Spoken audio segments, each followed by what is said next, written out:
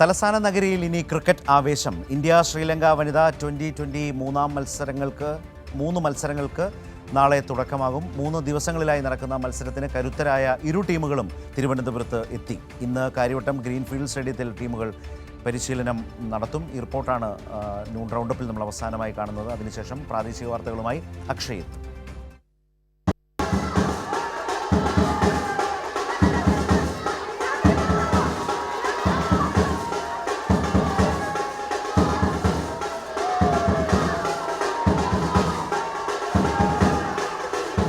വനിതാ ഏകദിന ക്രിക്കറ്റ് ലോകകപ്പിൽ കന്നിമുത്തമിട്ട രാജ്യത്തിന്റെ അഭിമാനമായ പെൺപടകൾക്ക് ആവേശകരമായ വരവേൽപ്പായിരുന്നു തലസ്ഥാനത്തെ ആരാധകർ ഒരുക്കിയത്.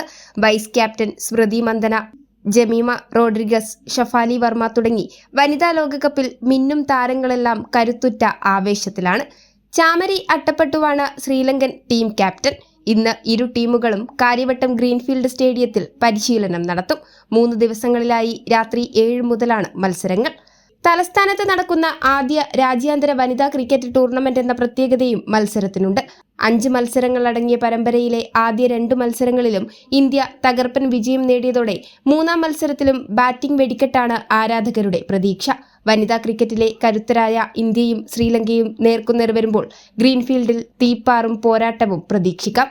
കൈരളി ന്യൂസ്, തിരുവനന്തപുരം.